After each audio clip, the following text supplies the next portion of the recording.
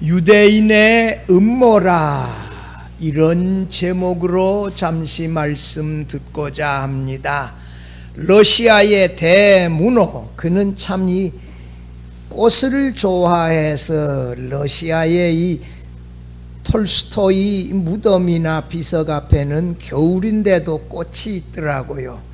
톨스토이의 우화집에 이런 이야기가 있습니다. 어느 날 톨스토이가 여행 중에 한 주막에 들러서 하룻밤을 자고서 다음날 아침 그 집을 나오려 할 때 생긴 일이었어요.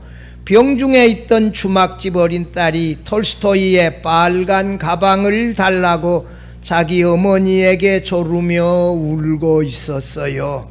이것을 본 톨스토이는 여행 중이고 가방 안에 짐이 많았기 때문에 아이에게 당장 줄 수가 없었어요.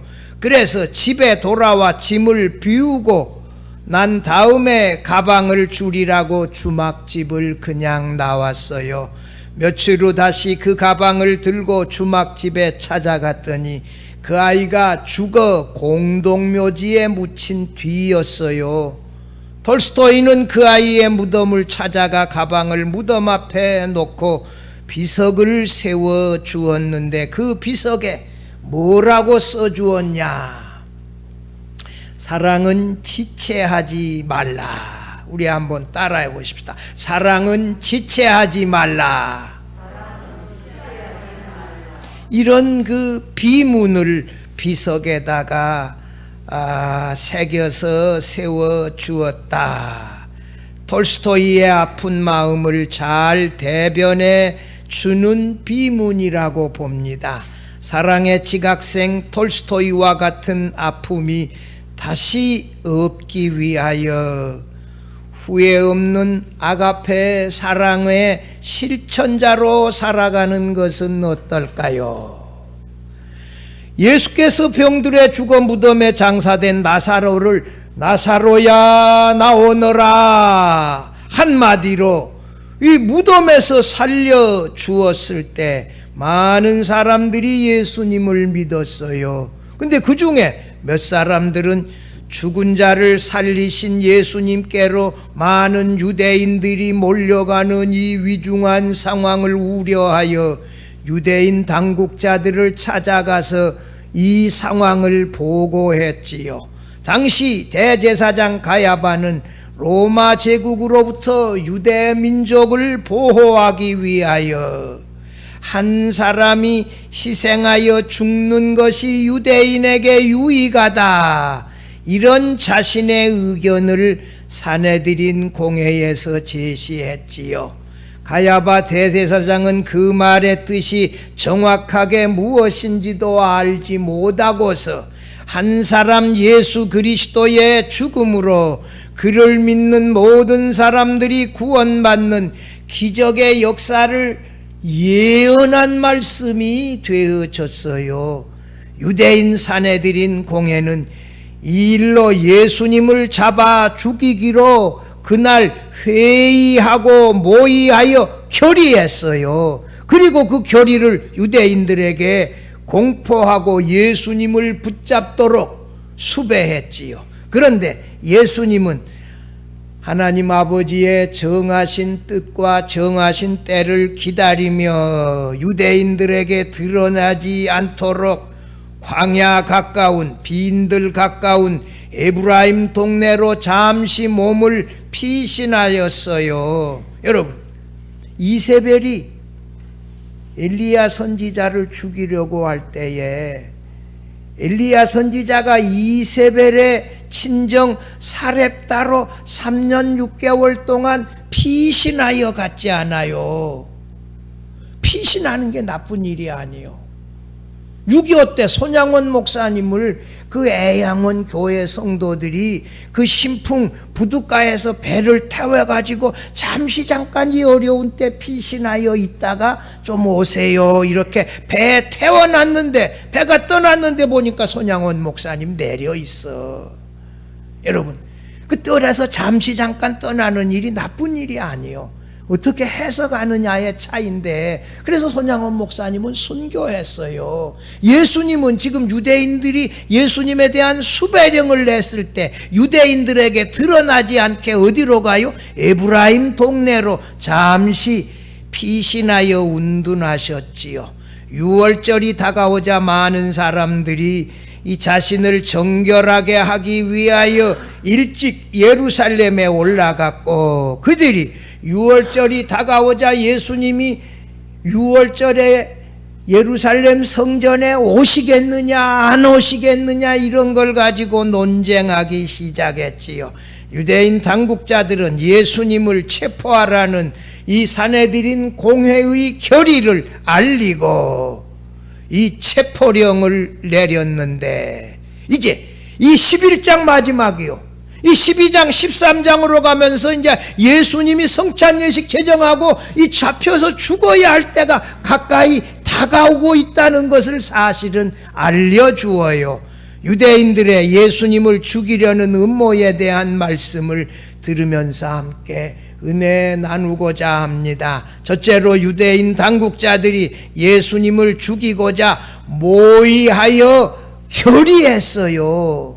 결정한 거요. 이제 현대인의 성경 45절 46절 한번 봐봐요. 마리아가 위로하러 왔다가 이 광경을 본 많은 유대인들이, 죽은 나사로 살리는 그 광경을 본 많은 유대인들이 예수님을 뭐하게 되었다? 믿게 되었다. 그러나 46절 봐봐요. 그러나 그들 가운데 뭐라고요? 몇 사람은 바리새파 사람들에게 가서 예수님이 하신 일을 보고하였다. 예수님이 죽은 나사로 나흘 째 살려주었는데 많은 사람들이 예수님을 믿고 예수님을 따라갑니다. 이렇게 되면 우리 유대인들이 어떻게 되겠습니까? 이 위중한 상황을 바리새인들에게, 유대인 당국자들에게 보고했지요. 마리아의 집에 왔던 애국꾼들, 문상객들 가운데 이 예수님이 죽은 나사로 말씀 한마디로 살리시는 이 광경을 보고 많은 유대인들이 예수님을 믿었어요. 이들의 믿음이 어떤 것이었는지에 대한 설명이 없어 정확하게 말하기는 어렵지만, 아무튼 그들이 하나님의 아들이신 예수님을 믿었다. 그런데 몇 명의 유대인들은, 여기 우리말, 여기 이 말씀에 이 보면 46절에 보면 그 중에 어떤 자는 이랬는데, 이 현대인의 성경에는 그들 가운데 몇 사람은 이렇게 이거 소수의 사람이라고 표현했어요. 소수의 사람들이 바리새인들에게 찾아가서 죽은 나사로를 예수께서 살려주시고 많은 사람들이 예수를 믿고 따라갔다 하는 이 상황을 그대로 악의적으로 고자질하며 보고했죠. 악의적이라고 하는 제 표현은 그 뒤에 나오는 이 문장에서 유대인 당국자들이 예수님을 죽이려고 모의하고 결의하는 데서 악의적이라고 제가 이렇게 표현한 것이에요. 예수께서 죽은 나사로를 살려주신 이 영광의 사건이 오히려 예수님을 대적하는 유대인 당국자들의 심기를 건드렸고, 오히려 예수님을 죽이기로 모의하고 결의하는데 재촉하였다. 이 사실을 오늘 본문이 그대로 설명하고 있어요. 이 유대인들이 왜 하필이면 바리새인들에게 갔냐? 예루살렘 성전이 멸망하는 주후 70년 전에 예루살렘의 그 상황이 어떠했냐? 바리새인들 중 대다수는 서기관들로 또는 이 랍비들로 또는 회당의 지도자들이었기 때문에 일반 유대인들이 가장 접촉하기 쉬운 사람이 누구예요? 바리새인들이에요. 그들이 랍비들이고 그들이 서기관들이고 그 다음에 회당의 지도자들이었기 때문에 제일 접촉하기가 쉬워요. 그래서 유대인들이 이 바리새인들을 찾아갔어요. 사도 요한은 나사로가 무덤에서 무엇을 경험했고 살아나서 이웃들에게 나사로가 무엇을 말했고 또다시 언제 죽었는지에 대해서는 아무런 언급을 하고 있지 않습니다. 예수께서 죽은 나사로를 살리신 요한복음에서의 그 최고의 표적 사건을 오히려 유대인 당국자들은 예수님을 죽이기로 모의하고 결의하는데 오히려 심혈을 쏟게 되어져요. 이런 놀라운 사건에 그들이 예수를 믿고 따라야 한다 이렇게 나와야 맞는데 오히려 더 예수님을 죽이려고 모의하고 결의했다. 사내들인 공회가 모여서 말입니다. 이 세상 일에는 말이에요, 다양한 사람들이 있어요. 지금 대통령 후보자들 있는데 이게 지지하는 그룹들이 이게 완전히 돌덩이처럼 굳어가지고 이거 뭐 오지도 않고 가지도 않고 딱 남의 얘기 듣지도 않아요. 이 사람들의 마음이 왜 이렇게 강팍한지 몰라. 저는요, 나는 여러분들은 저에 대해서 잘 모르겠지만 저는 제 노선이 어디냐. 저는 지금도 한국일보를 봐요. 우리 집에는 한국일보를 봐요. 한국일보는 어디요? 약간 이 중도에서 약간 왼쪽이야. 제가 상당히 그 중도적인 위치예요. 그래서 이게 상당히 그러나 또 비판적인 견해가 있어요. 양쪽을 다 함께 비판하는 그런 견해가 있어요. 누구든지 좋은 말을 하면 또 받아들이고 나쁘게 말하면 같이 또 그것을 비판적으로 보고 이런 그 열려진 마음이 있어야 되거든요. 내 진영에만 옳고 다른 상대방 진영은 다 나쁘고 이거는 아니지요. 이거는 아니요.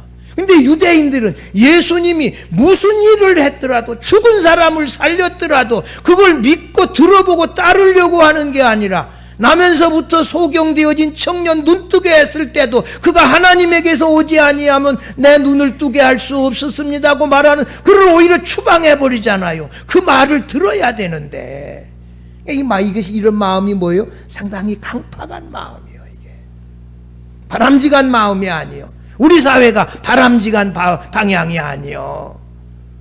남의 얘기에 귀를 기울이고 좋은 점을 들어줘야 되는데 이건 완전히 벽창호야. 그냥 자기 그룹 쪽 얘기만 들어요. 이건 아니요.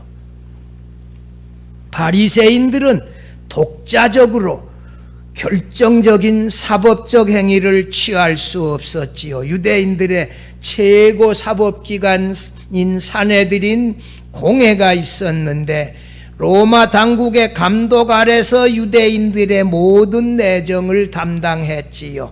사내들인 공회는 사법기관이고 동시에 입법기관이고 대제사장이 주도하는 행정기관이었어요. 예수님 당시의 사내들인 공회는 70명이고 대제사장이 의장이고 대제사장 가문에서 선출되어진 고위 제사장들이 주도했지요. 공회는 실질적으로 제사장인 이 사두개인들이 주도했고 소수의 바리새인들이 서기관으로 참여하였지만 그 바리새인들의 영향력도 상당했어요. 나머지 공회원들은 서로 다른 신학적 견해를 가지고 있었던 이 지주 귀족 계급인 장로들이었어요. 몇 유대인들이 이 예수께서 나사로를 살리신 사건의 보고를 듣고서 바리새인들은 고위 제사장들과 손을 잡고 죽은 나사로를 살린 이 놀라운 표적 사건으로 많은 유대인들이 예수님에게로 몰려가는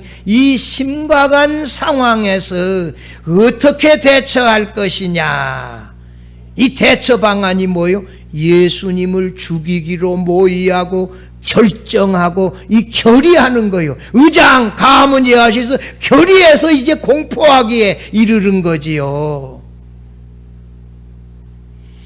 사내들인 공회가 이 47절 마지막에 봐봐요. 거기 현대인의 성경 한번 보면 그 사람이 많은 기적을 행하고 있으니 어떻게 하면 좋겠소? 이렇게 이 제안하며 물었을 때에 이 죽은 나사로를 살리신 사건에 많은 유대인들이 현장에서 보았기 때문에 이 표적을 부정하는 것은 불가능하다. 그러면 어떻게 해야 될 것이냐? 이 사건을 통해서 유대인들의 입장이 강경으로 선회해서 이제 예수님을 죽이기로 결의하게 돼요. 현대인의 성경 48절에서 뭐라고 산헤드린 공회가 말해요? 이대로 내버려 두면 모두 그를 믿을 것이요. 유대인들이 뭐요? 모두 그를 믿을 것이요. 그렇게 되면 로마 사람들이 와서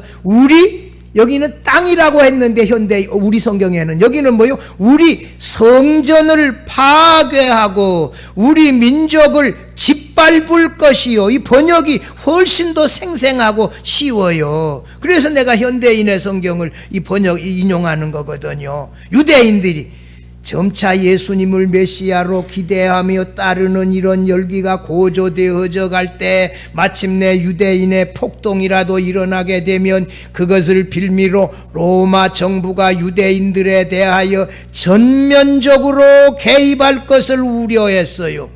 로마 정부가 전면적으로 개입하여 유대인 성전을 파괴하고 유대민족을 짓밟는 파국을 맞이하게 될 것이라고 이 유대인 당국자들은 염려했어요.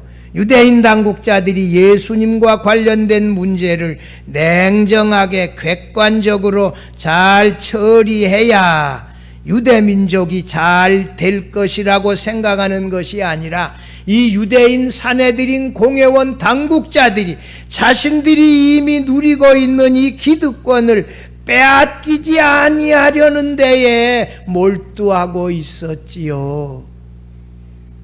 50절에서 너희에게 유익하니라는 말은 유대인 당국자들 기득권 유지에 유익하다는 이런 뜻이에요. 현대인의 성경 49절 50절 한번 봐봐요. 그러자 그들 중에 한 사람인 그 해의 대제사장 가야바가 이렇게 말하였다. 거기서부터 같이 읽어봐요. 여러분은 그렇게도 모르시오. 한 사람이 백성을 위해 죽는 것이 민족 전체가 망하는 것보다 여러분에게 유익이 된다는 것을 생각지 못하시오. 라고 그 해의 대제사장 가야바가 유대 민족 전체가 망하는 것보다는 한 사람 예수님이 죽는 것이 유대인 당국자들에게 유익하다. 이거 여러분 알지 못하세요? 이렇게 지금 말하지 않아요.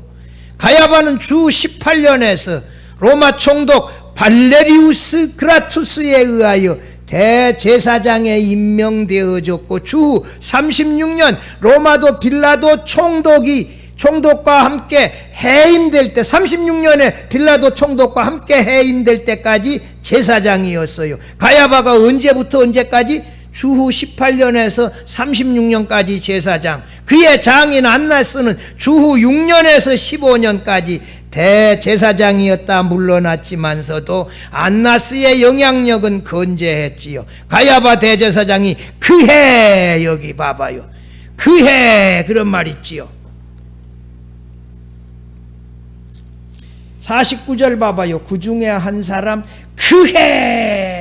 그 해를 영어 성경에는 that year 이런데 이거 특별한 의미가 있다는 거예요. 그 해는 언제예요? 그 운명적인 해 또는 그 기억할 만한 해라는 의미로서 그 해는 언제예요?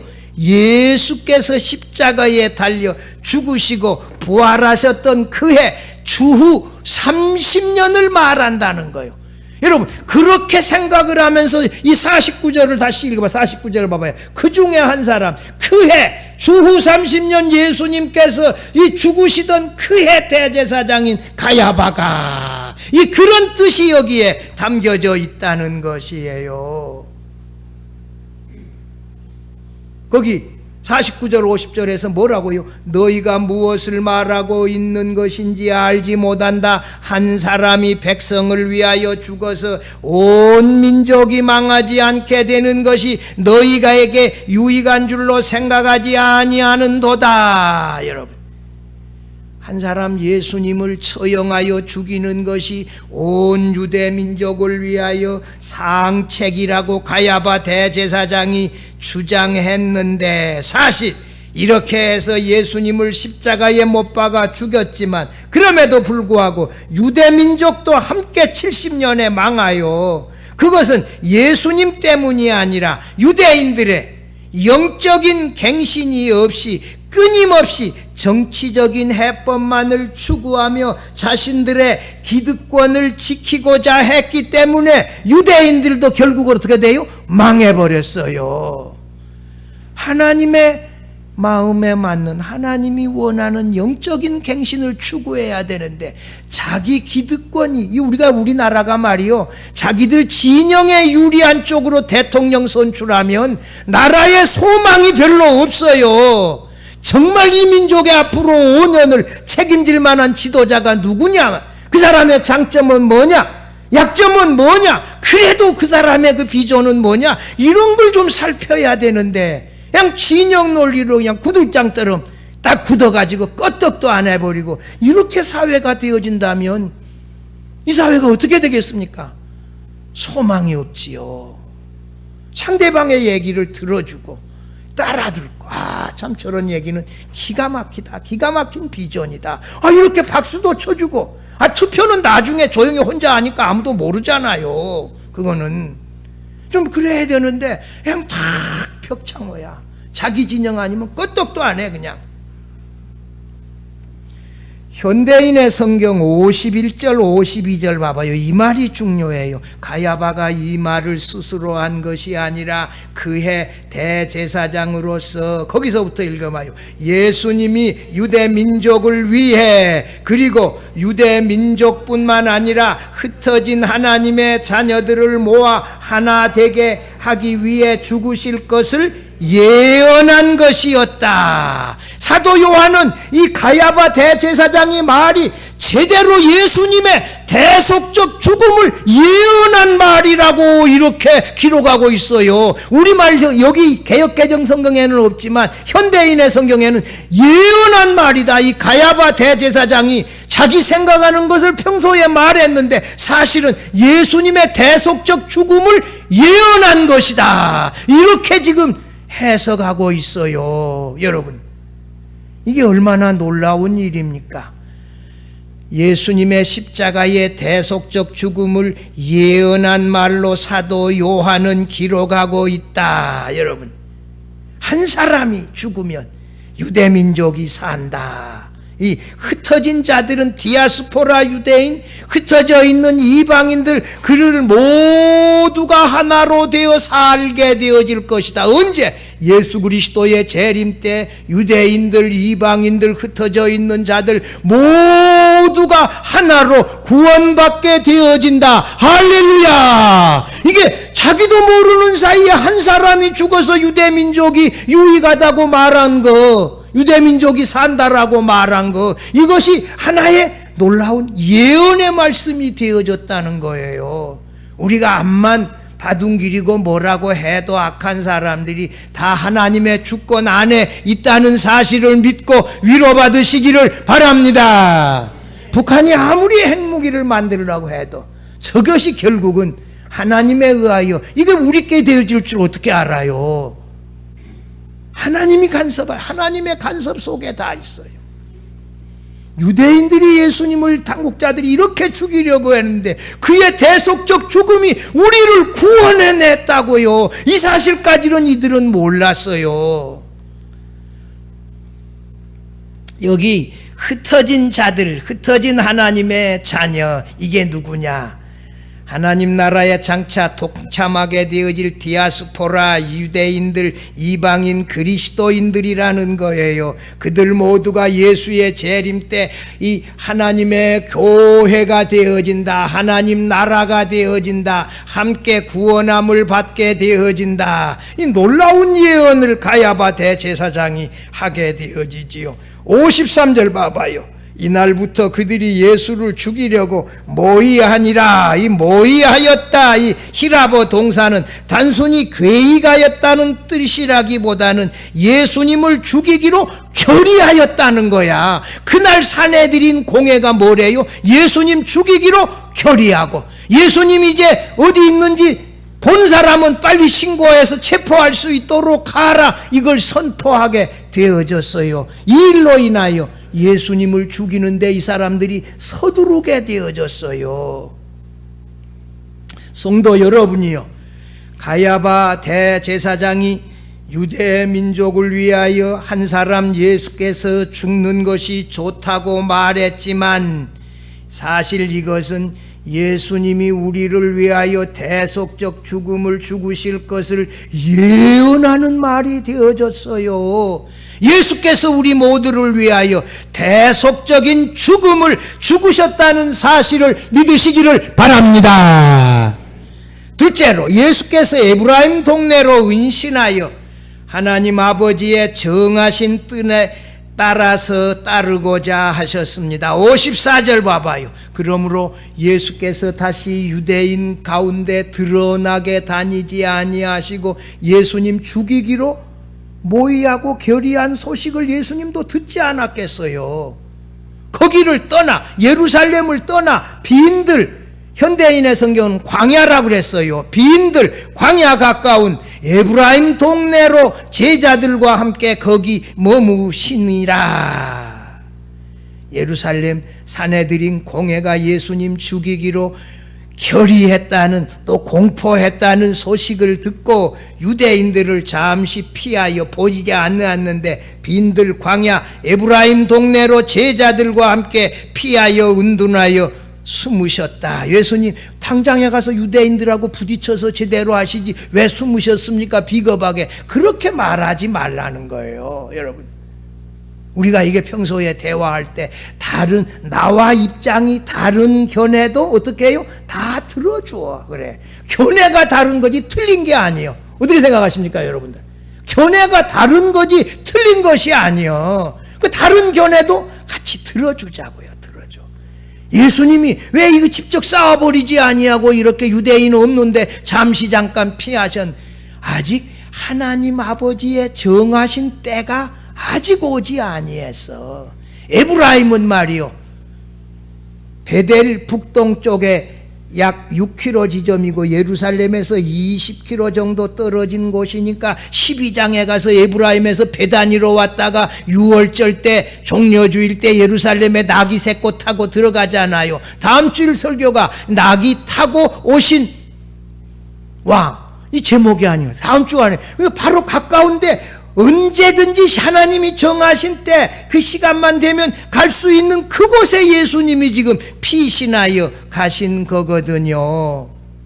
에브라임은 당분간 안전하게 은신하기에 충분한 곳이고 예루살렘에 멀지 않은 곳이니까 이 마지막 예수님이 6월절 3번 지켰어요. 요한복음에 3번 나와요. 2장 14절 이하, 13절 이하에 나오는 그 첫 번째 6월절은 AD 28년, 두 번째 6월절은 AD 29년, 그것은 6장 4절에 나와요. 오늘 11장 55절에 6월절이라는 말이 나오잖아. 이 6월절은 근데 주후 30년 초에 그때 얘기예요. 그리고 이 6월절 때 예수님께서 십자가에 이제 달려 죽으시게 되어지지요.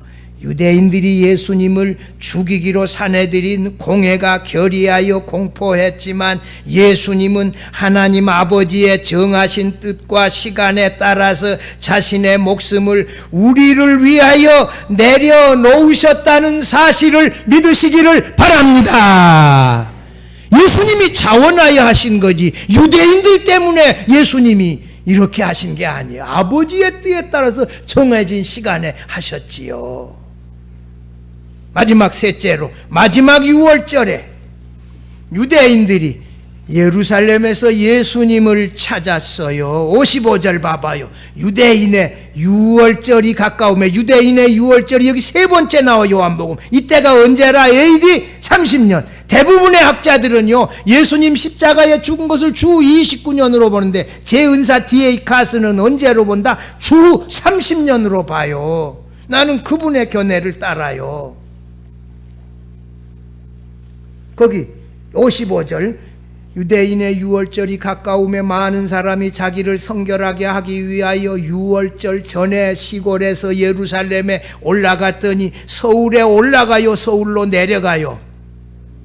서울에 올라가요. 상경이라 그래, 하경이라 그래요. 아이고, 예루살렘에 올라가는 거예요. 서울에 올라가는 거예요. 그런 표현이요, 이게. 사도 요한이 언급하는 세 번째 유월절은 언제다? 주후 30년 초다, 여러분.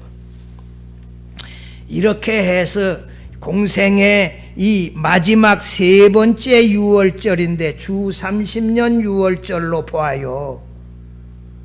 이 유월절 전에 한 주간 전에 먼저 가서 시신을 만진 사람들, 부정해진 사람들은, 이 사람들은 한 주간 전에 결례 의식을 통하여 자기 자신을 깨끗하게 하고, 그리고 유월절을 지킬 수 있는데, 예수님은 정결하신 분이므로 한 주간 전에 예루살렘에 가실 필요가 없어. 유월절 때 가도 아무 문제가 없어. 그래서 예수님은 좀 나중에 가시게 되어지지요.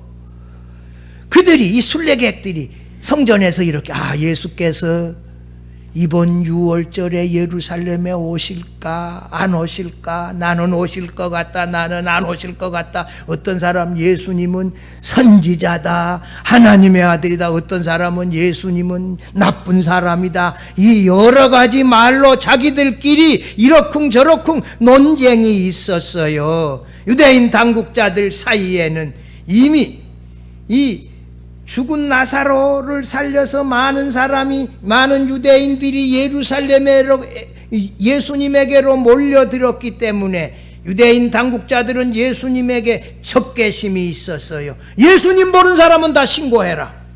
간첩 신고하면 지금 얼마요? 간첩 신고하면 얼마요? 간첩 잡으면 얼마요? 다 잊어버렸구만요. 제가 군목 갔을 때 우리 부대에 북한에서 간첩 2명이 내려왔는데 아침에 해안선에서 보초보다가 1명을 쏴서 잡았어. 한 명은 놓쳐서 갔는데, 1명 잡았는데 그 당시 얼마냐? 1억 5천이야. 휴가를 가는데 얼마냐? 헬기를 태워가지고, 그 집이 태백인데 헬기를 태워서 집으로 보내주고, 그리고 휴가 갔다 와서 근무도 안 해. 사단 휴양소에서 있더라고. 내 군목대 보니까. 그 당시 82년에 1억 5천이면 커요, 안 커요? 지금은 간첩 1명 잡으면 얼마까? 몰라. 그런 관심조차도 없어요, 요즘은 지금.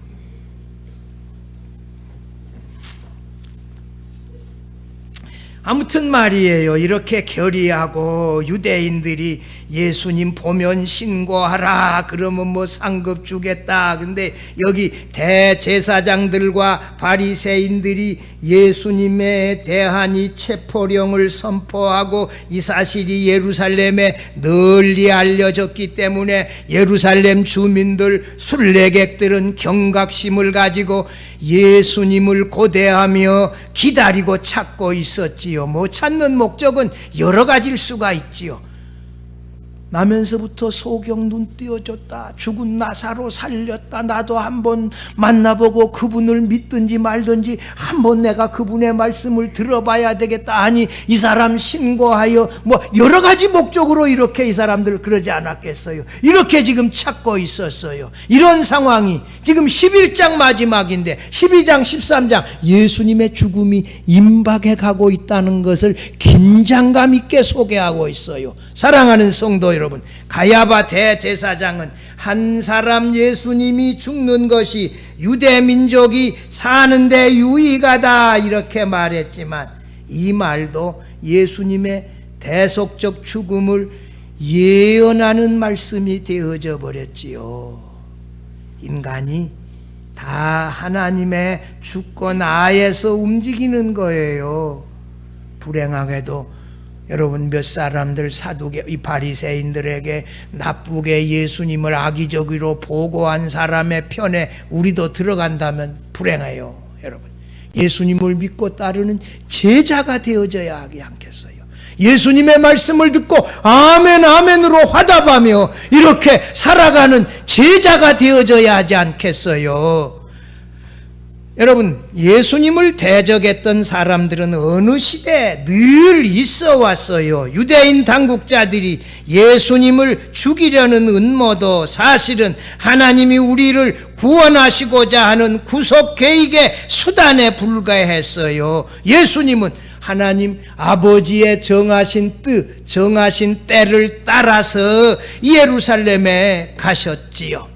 예수님을 죽이려고 모의하는 이런 대적하는 편이 아니라 예수님의 말씀을 듣고 믿고 따라가는 예수님의 제자로 당당하게 살아가다가 하나님의 영광을 예수님처럼 높이 드러내는 우리 모두가 되어질 수 있기를 주의 이름으로 축원합니다.